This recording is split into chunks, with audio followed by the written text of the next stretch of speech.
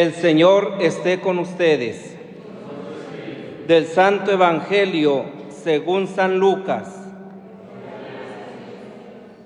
En aquel tiempo se acercaban a Jesús los publicanos y los pecadores para escucharlo, por lo cual los fariseos y los escribas murmuraban entre sí: Este recibe a los pecadores y come con ellos. Jesús les dijo entonces esta parábola: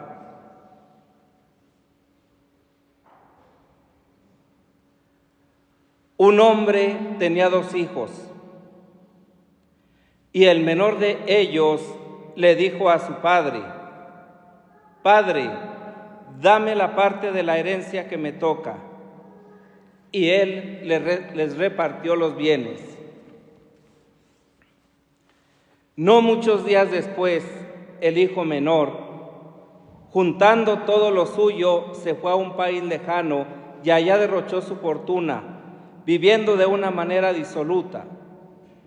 Después de malgastarlo todo, sobrevino en aquella región una gran hambre y él empezó a padecer necesidad. Entonces fue a pedirle trabajo a un habitante de aquel país, el cual lo mandó a sus campos a cuidar cerdos. Tenía ganas de hartarse con las bellotas que comían los cerdos, pero no lo dejaban que se las comiera. Se puso entonces a reflexionar y se dijo: ¿Cuántos trabajadores en casa de mi padre tienen pan de sobra? Y yo aquí me estoy muriendo de hambre. Me levantaré, volveré a mi padre y le diré: Padre, he pecado contra el cielo y contra ti. Ya no merezco llamarme hijo tuyo. Recíbeme como a uno de tus trabajadores. Enseguida se puso en camino hacia la casa de su padre. Estaba todavía lejos cuando su padre lo vio y se enterneció profundamente. Corrió hacia él y echándole los brazos al cuello, lo cubrió de besos. El muchacho le dijo: Padre, he pecado contra el cielo y contra ti. Ya no merezco llamarme hijo tuyo. Pero el padre les dijo a los criados: Pronto, traigan la túnica más rica y vístansela. Pónganle un anillo en el dedo y sandalias en los pies. Traigan el becerro gordo y mátenlo. Comamos y hagamos una fiesta, porque este hijo mío estaba muerto y ha vuelto a la vida. Estaba perdido y lo hemos encontrado. Y empezó el banquete. El hijo mayor estaba en el campo y al volver, cuando se acercó a casa, oyó la música y los cantos. Entonces llamó a uno de los criados y le preguntó qué pasaba. Este le contestó: Tu hermano ha regresado y tu padre mandó matar el becerro gordo por haberlo recobrado sano y salvo. El hermano mayor se enojó y no quería entrar. Salió entonces el padre y le rogó que entrara.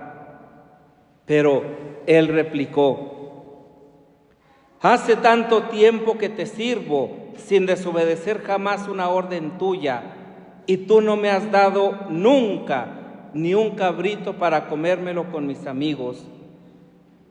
Pero eso sí, viene ese hijo tuyo que despilfarró tus bienes con malas mujeres, y tú mandas matar el becerro gordo.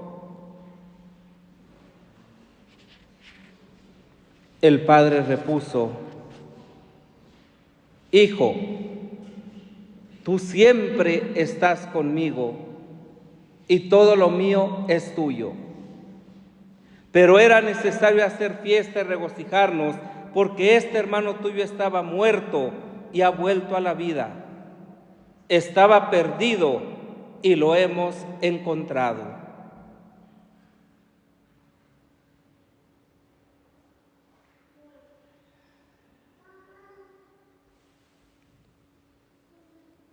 Palabra del Señor.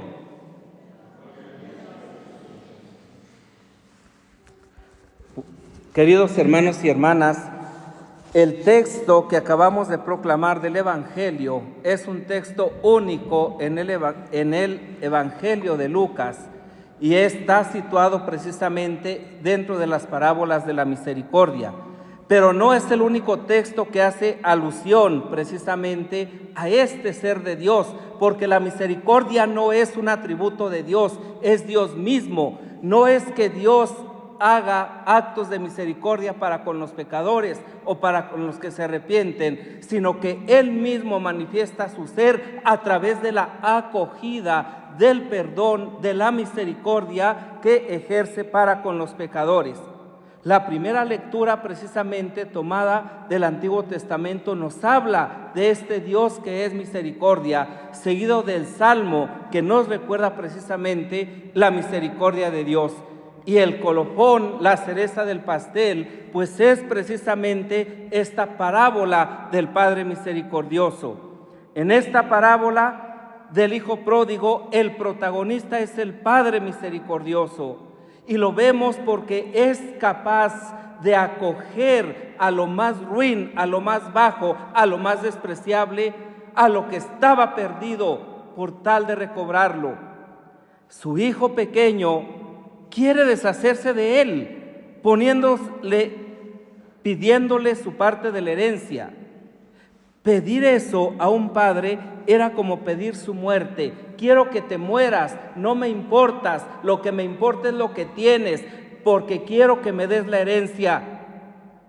El padre accede y le da sus bienes.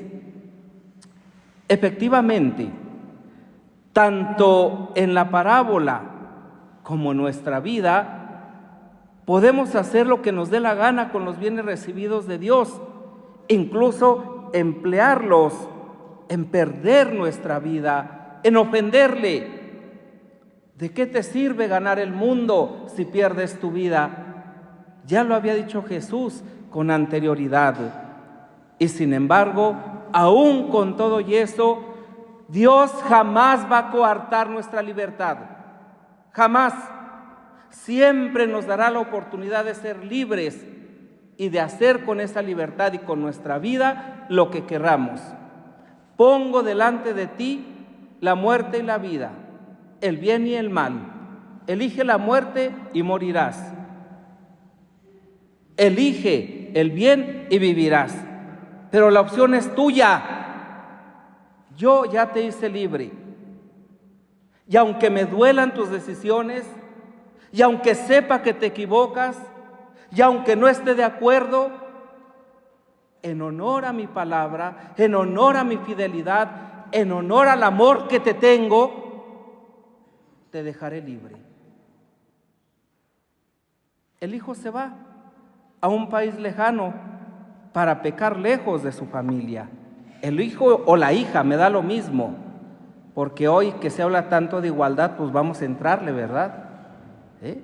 El hijo o la hija. Y entonces el resultado es una vida desgraciada e infeliz. Una vida totalmente desarmonizada. Una vida totalmente vacía de Dios. ¿Qué pecados cometió en esa etapa?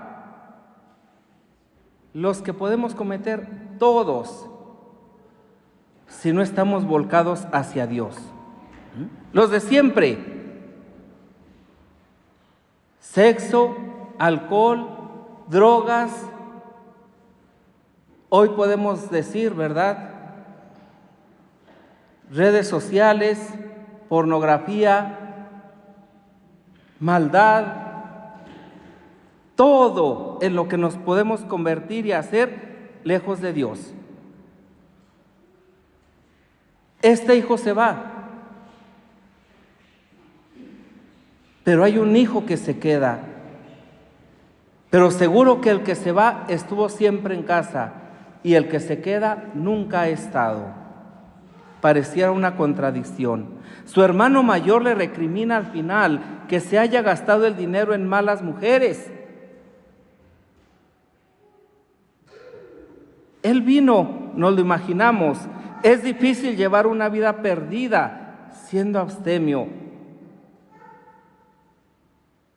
No se puede vivir, ¿verdad?, en el mundo sin tocar la droga, sin tocar el alcohol, sin llevar una vida disoluta, como lo dice el mismo el Evangelio. Es curioso, siempre son los mismos pecados y somos recurrentes en ellos. Qué poco original es el ser humano. Qué poco creativos. Ni para eso podemos generar algo nuevo. El placer sexual, desligado de un compromiso de entrega y producirse artificialmente alegría en medio de una borrachera. Quiero tener relaciones, pero no quiero compromiso. Y hoy, en la actualidad, desafortunadamente, ya ni siquiera se paga por eso. Ya tengo el amigo, la amiga, que me complace, a quien le complazco, como si fuera algo de usar y tirar. Qué triste es ser esto. No hemos avanzado mucho. La alternativa a Dios continúa siendo la misma. Dios nos continúa invitando a la conversión. Dios continúa siendo nuestro Padre. Dios continúa dando su vida por cada uno, por cada una de nosotros, como lo hizo en la cruz. Y Dios nos sigue invitando a la conversión, porque Él no quiere la muerte del pecador, sino que cambie de conducta y viva. ¿Cuántos de los que estamos aquí somos capaces de volvernos realmente a la casa paterna, de volver a la casa del Padre y reconocer nuestro pecado? Esto es necesario, queridos hermanas y hermanos. Si no volvemos a la casa del Padre, si no volvemos convertidos, si no volvemos arrepentidos, ¿cómo vamos a experimentar ese abrazo? ¿Cómo vamos a experimentar ese revestirnos de dignidad? ¿Cómo vamos a experimentar esos desposorios entre Dios y nosotros? ¿Cómo vamos a experimentar esa belleza de habitar en la casa del Padre?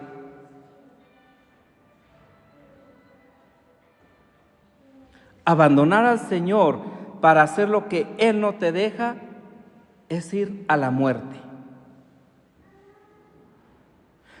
No hay absolutamente nadie que haya conseguido una vida plena sumergido en el pecado. Nadie. Imagínense, ¿verdad? Algo que está tan de moda en nuestro país, un narcotraficante que tiene todo el dinero del mundo, pero infeliz. Que las 24 horas del día vive con miedo, angustiado, que le cuiden, que le protejan. Y además sin Dios. No porque Dios no lo quiera, sino porque él prescinde de Dios. Y la forma de cómo prescinde de Dios es no practicando sus mandamientos. Porque hay unos mandamientos que dicen, ama a Dios sobre todas las cosas y a tu prójimo como a ti mismo. No ama a Dios y mata a tu prójimo, por ejemplo. Entonces no hay absolutamente nadie que lo tenga todo y vive en el pecado y sea feliz. Nadie. La casa paterna nos protege de los daños ocasionados por el pecado. Papá, mamá están al pendiente de nosotros. Y cuando nosotros no queremos que estén al pendiente, nos vamos.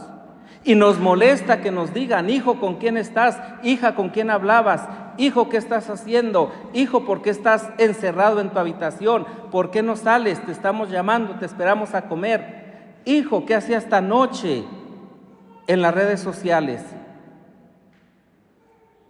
Y entonces Decimos, déjame libre, déjame en paz, no te metas conmigo, respétame.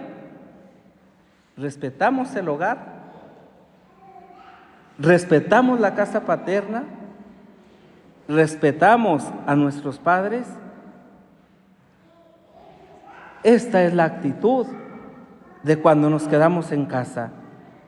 Hay quien objeta que seguir las normas de la iglesia es renunciar. Efectivamente, renunciar a lo que te destruye, a lo que te quita la vida, a lo que no te hace feliz, a lo que te esclaviza, renunciar al pecado para vivir en la libertad de hijo de Dios. Solo y muerto de hambre, el hijo quiere volver a casa porque no tiene para comer. Así.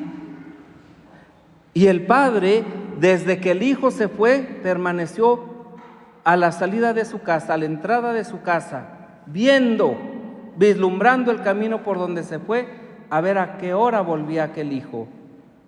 Y cuando llega, el padre experimenta una alegría inaudita, incalculable, única, no solo por la vuelta de aquel hijo,